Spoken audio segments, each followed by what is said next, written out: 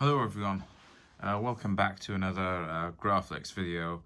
Um, as you can see here, I've got quite a few Graflexes, which I've already taken apart a couple just to make this video a little bit quicker.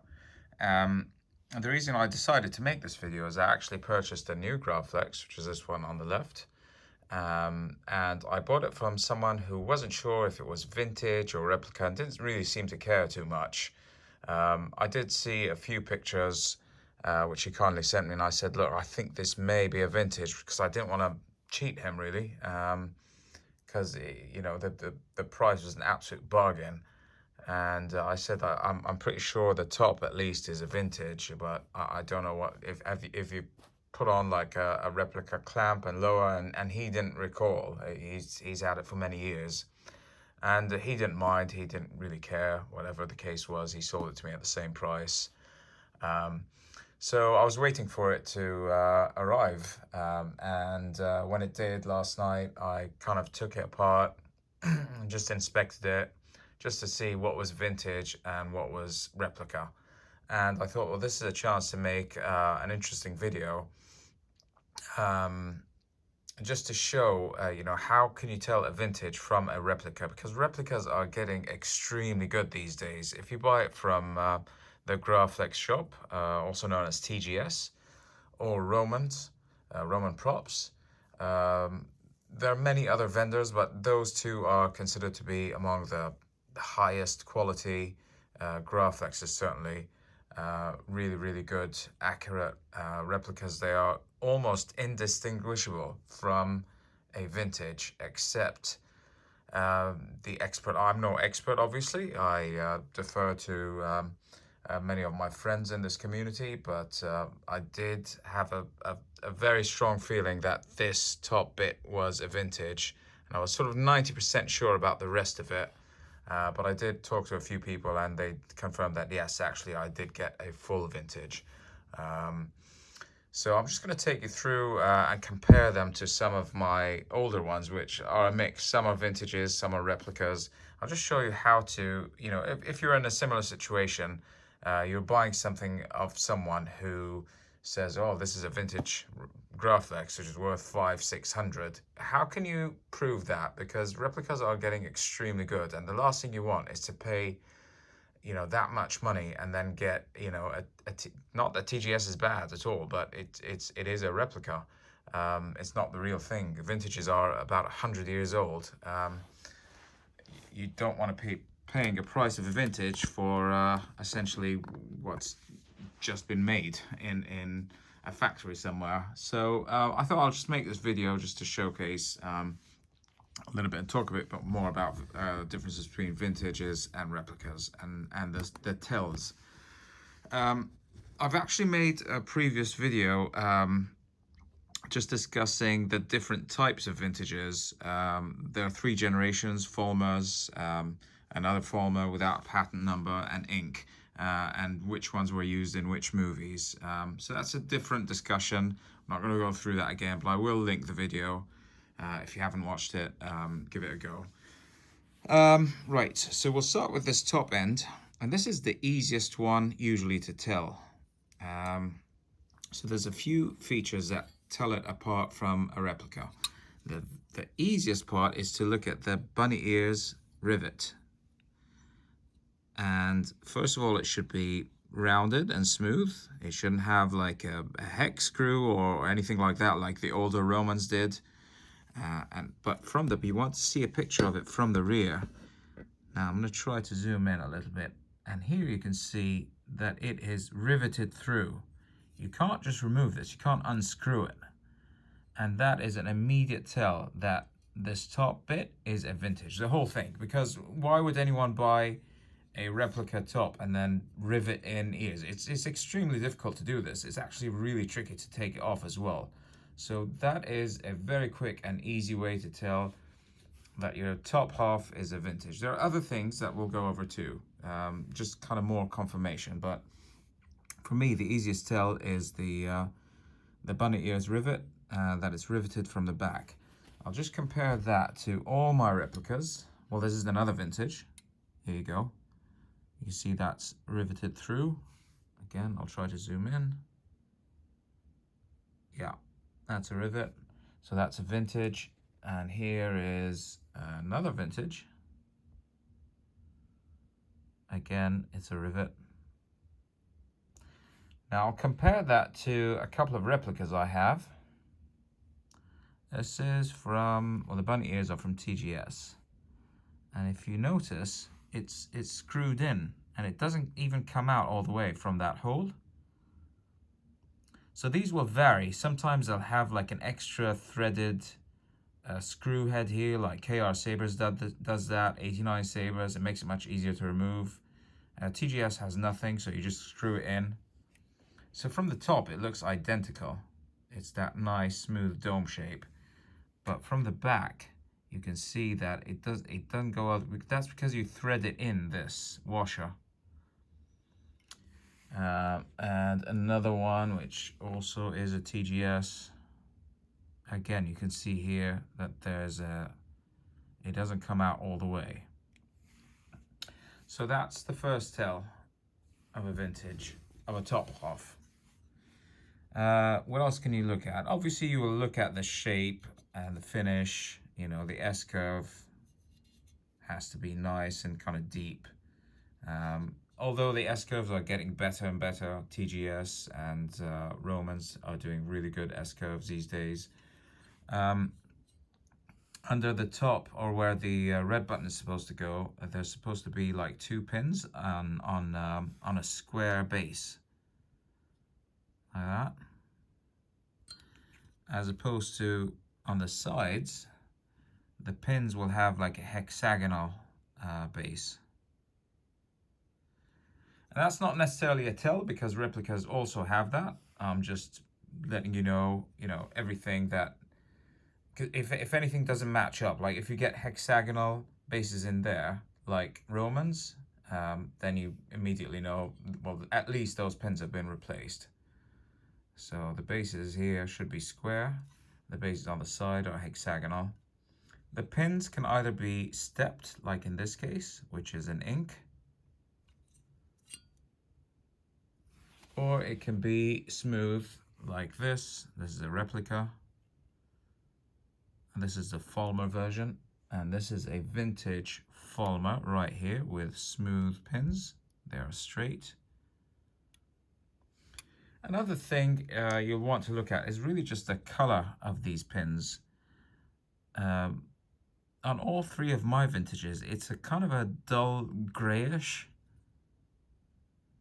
It's not a yellowish brass. I mean, they are brass, but they've aged so much throughout the years. And also here, the bulb contact right here, it's almost a greenish, dirty, grayish look. And you only really see that on vintages. None of the replicas have that appearance or that color. Sorry if it's not very obvious. The lighting here and the camera is a bit shoddy, but there you go. I'll just compare that with some replica pins.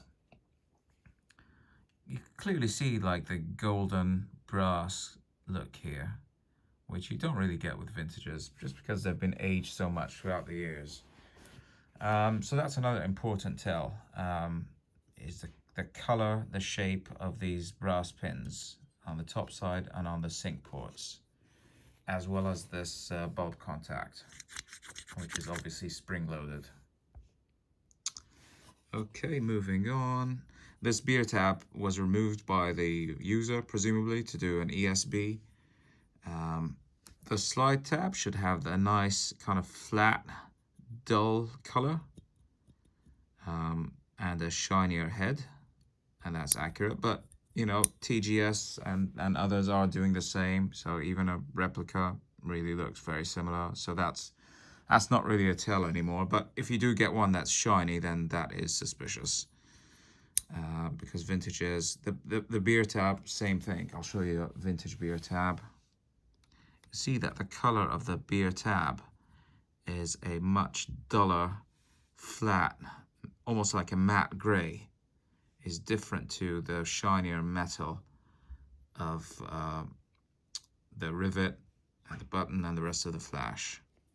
This is quite rusty, so you won't be able to tell here. Okay, so bunny ears, pins, slide tab. Nothing much to say. I mean, once you're happy with this, you can be pretty certain that this is a... So actually the top half is the easier part. Moving on, this one did not come with a glass eye.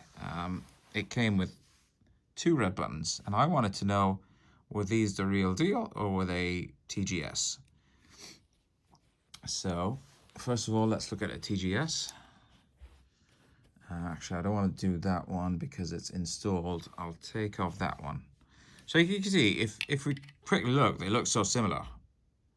But if you undo this, this is a TGS.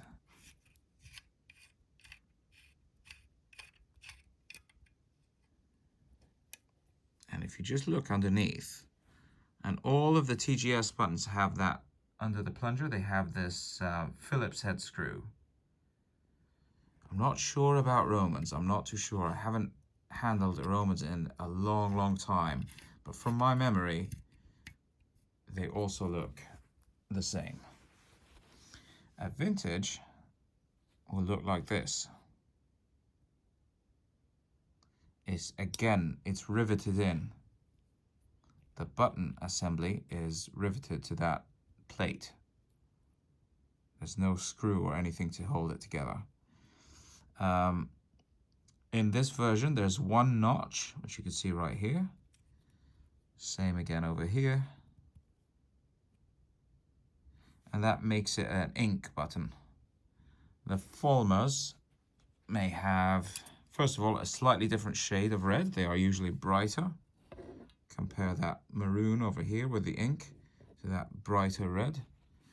And they will usually have, oh, I can't take this apart, it's really stiff, sorry about that. I'll try it on the other one. There we go. They will usually have anything from 3 to 5 notches. As you can see here, there's 3 notches. But that's really besides the point. Whether it's got 1 or 2 or 3 or 5, it doesn't matter. A vintage is a vintage. They always have that sort of riveted plunger. And also, through wear and usage, you'll find that the knurling there isn't as sharp and pointy as replicas. Let's find a replica again. There we go. Again, I'm going to zoom into this TGS and just look at the knurling there, at how pointy they are and triangular. Very sharp edge. Let's compare that to this one.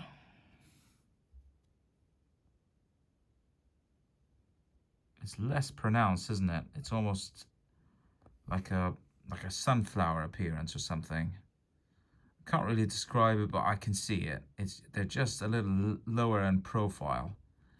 They're not so pointy and triangular, is what I'm trying to say. This one is a little bit more, but this one seems to be a bit newer, but it's still not as much as a TGS.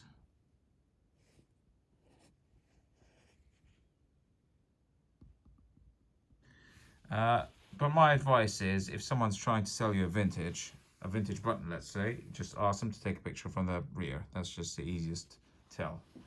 So we've got vintage buttons, vintage top, and now we move on to the clamp.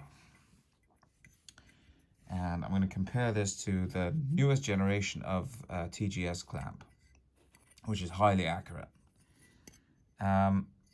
With a vintage, what you want to do is you line up the G, and it should line up pretty much exactly with the inside of these square tabs. So I'll just use this bar and just line up those square tabs, and you can see it almost touches that G.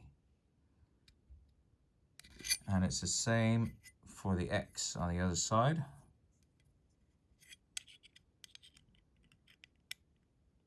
Right there, if you line up the inside of the 2 tabs, it's almost exactly in contact with the X. Not quite, but like a hair. Let's compare that to this TGS clamp. Again, We'll go with the G. I gotta say, this is very close. So, but this is the newest generation. Not a lot of them have pulled this off. The Romans does stick out a little bit more in here, and the older generation TGS were definitely spaced wider. So they did come inside a little bit. But this is pretty dead on. So that's not useful in this situation, but sometimes it is. But look at the X though. The X doesn't seem to line up. Yeah. So when I cover the two tabs here, it overlaps with the X. It covers a portion of it. So that's not quite right. Another thing is, are they stamped or engraved? I think this is engraved because it's a bit shallower. Stamping is usually obvious. You can just feel how deep it is. And you can sometimes see it through the inside. Not always, but this is clearly stamped. It's much deeper. These are, yeah, these look like they're engraved. The shape of the letters as well is a definite tell. Take, for example, I think the E. Yeah, look at the E on TGS. It's very symmetrical. The three lines, they're almost an equal distance from each other. Look at the E on a vintage. They're not. The middle one is closer to the top one, like the F. Look at the F here. It's kind of further down. I mean, these are very, very subtle things, but you know, once you've compared a few yourself, you'll get a feel of what I'm talking about. These lines, again, they look engraved. They are very clean.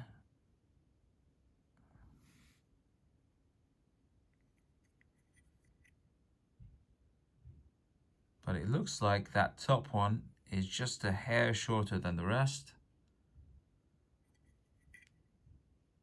This is a TGS, obviously. It's very accurate.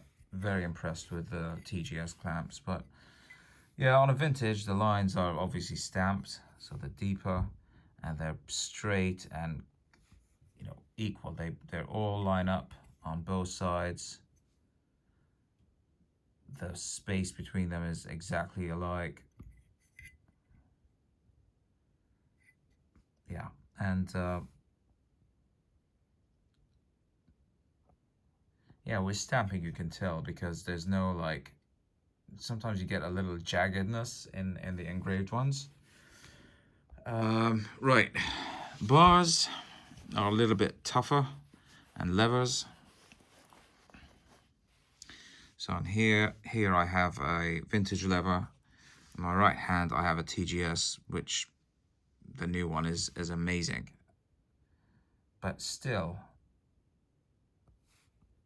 if you compare, you can see some definite sort of machine marks on the TGS here on the right side, and on the other side, especially here on the sides. Sorry, just trying to focus it still. There are some faint lines, I don't know if you can see it, lines running across. There, I think you can see them now, some little horizontal lines across. You won't find that on vintage, it's nice and smooth. This is an ink variant, of course. The former variant will be different. We'll have a smaller rivet. The bars, let's check. Again, TGS in my right, vintage in the left. I mean, they look so similar, except that on the TGS you can see it's slightly pinched here. The vintage one are nicely rounded. The TGS one isn't quite perfect there. You can see a little bit of pinching there on the sides. And it's almost a little bit more square in profile compared to a vintage, which is much more rounded. So the vintage is there in the front, TGS is in the back, and it's cut almost straight compared to that roundedness that the vintage one has. So I hope that made sense. I'll move on finally to the lower end. This was more difficult for me to verify because there's a cobalt that's already installed, a D-ring, rivets, grips, and unfortunately they're all riveted in, so I can't really inspect it as well as I'd like to. But it looks to me like the bottom is a vintage as well, because again, it's the stamping, it's not engraved. Let's find a TGS. There we go. This is a TGS bottom. And if you just look at the stamping there, it's a lot more shallow. I mean, this is going to be almost impossible to appreciate by camera, but once you see it yourself, you'll know the difference between engraving and stamping. You can even see here, you can see the stamping. If you look above that rivet, that's where the Graflex logo is like stamped, and you can see that there's like the stamping's almost like come through just above the central rivet. You can see that it's not a flat surface.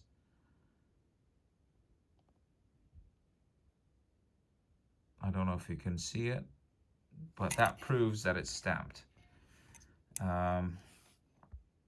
So yeah, those are just some of the tells to let you know. Oh, the other thing is, this is sort of rolled. The edge of it almost looks like it's rolled over, and there's almost like a little space, almost like a tiny space. You could almost get your fingernail in, but not quite. But it looks like they're two separate pieces, and it's rolled over. On a replica, it looks like it's one piece. There isn't that a deflection there. I mean, it looks like it's one piece that's been kind of pressed in, and there isn't that gap between the end plate and the rest of it. So yeah, those are some differences between replicas, or high-end replicas at least, and vintage Graflexes. I know this video was very long, I apologize about that, but there is a lot to cover and go through. And these are just some of the things, and again, I'm no expert, but I do try to be helpful. If you see a listing on eBay or something like that, always make sure you ask for lots and lots of pictures. You know, I mean, if you're going to be paying upwards of $500-600 sometimes, it's only fair that you get all the pictures that you want. And if you're in doubt, you want to message me or find someone on the Graflex Addicts group, I highly recommend that group on Facebook. Just be aware, because replicas are getting excellent, and they're very hard to tell from a true vintage. So with that being said, thanks very much for watching, and I will see you in the next one.